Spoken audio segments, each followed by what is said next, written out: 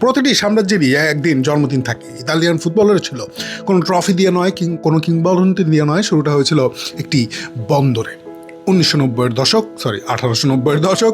Italy তখনও একটা তরুণ রাষ্ট্র মাত্র কয়েক দশক আগেই বিভিন্ন রাজ্যকে একত্র করে যে দেশটি জন্ম নিয়েছিল, সে তখন মাত্র নিজের পরিচয়টা খুঁজতেছে।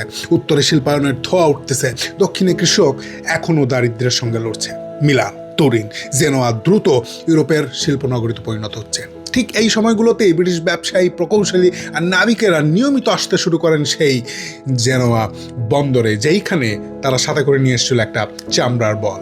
কেউ জানতো না সেই বল একদিন ইতালির ইতিহাস, রাজনীতি, সাহিত্য, সিনেমা, এমনকি মানুষের পারিবারিক পরিচয় বদলায় দিবে। প্রথম দিকে ফুটবল ছিল বিনোদনের, জাস্ট বিদেশিদের বিনোদন। জেনোয়ার তরুণরা দূর থেকে দাঁড়িয়ে দেখত।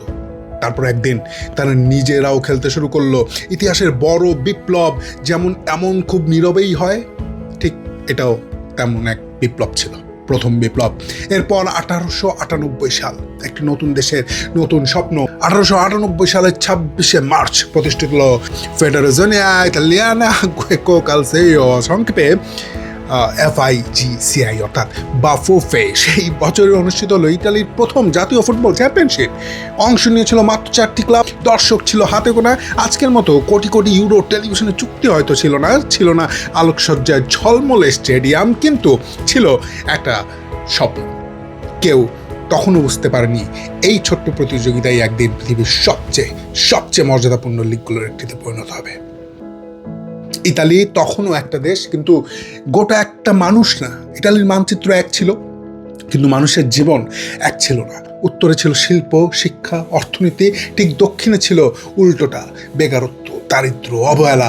এই বিভাজন শুধু সমাজেই না, এটা ঢুকে পড়ছিল ফুটবলেও। তুরিন, মিলান, জেনোয়া খুব দ্রুত শক্তিশালী হলো এবং দক্ষিণের ক্লাবগুলো, দারিদ্র ক্লাবগুলো লড়াই করলো টিকে থাকার জন্য। পরবর্তী 100 বছর ইতালির ফুটবলকে বোঝার জন্য এই উত্তর বনাম দক্ষিণের বিভাজন সবচেয়ে গুরুত্বপূর্ণ অধ্যায়ের একটি হয়ে থাকবে। কারণ পরে যখন নাপোলি উঠে দাঁড়াবে, যখন দিয়াগো মারাদোনা দক্ষিণের মানুষের মুক্তির প্রতীক হয়ে উঠবেন, তখন সেই গল্পের শিকড় খুঁজে পাওয়া যাবে এখানেই।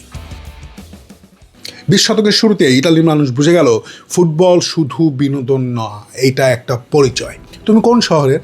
তার উত্তর অনেক সময় মানুষ নিজ ভাষায় দিত না। সে বলতো, আমি জুভেন্টাস, আমি মিলান, আমি ইন্টার, আমি তোরিনো। একটি ক্লাবের মানে ছিল একটি পরিবার, একটি শহর, একটি শ্রেণী, একটি রাজনৈতিক অবস্থান, একটি জীবন দর্শন।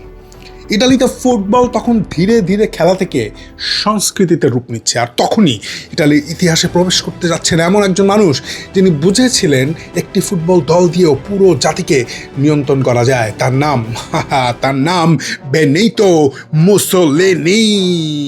ইতিহাসের কিছু কিছু মানুষ বন্দুক দিয়ে যুদ্ধ জিততে চেয়েছিলেন, আবার কেউ বুঝেছিলেন মানুষের হৃদয় জয় করতে হলে বন্দুকের চেয়ে একটু ফুটবল অনেক বেশি শক্তিশালী। বেনিতো মুসোলিনি ছিলেন দ্বিতীয় দলের লোক।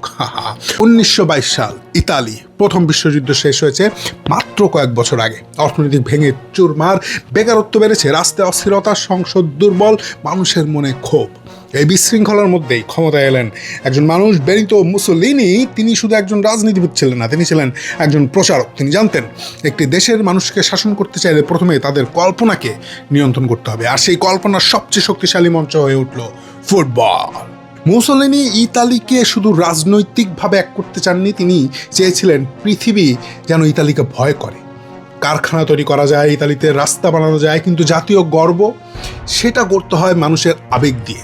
আর ফুটবলের চেয়ে বড় আবেগ তখন ইউরোপে আর কিছুই ছিল না।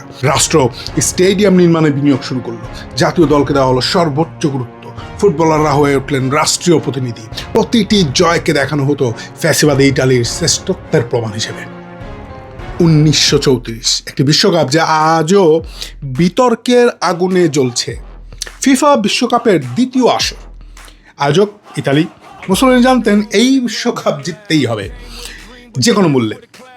আজও ইতিহাসবিদদের মধ্যে বিতর্ক আছে যে রেফারিদের উপর রাজনৈতিক চাপ ছিল কিনা, ম্যাচ পরিচালনা কতটা নিরপেক্ষ ছিল, কিংবা ফ্যাসিবাদী সরকারের প্রভাব কত দূর পৌঁছেছিল।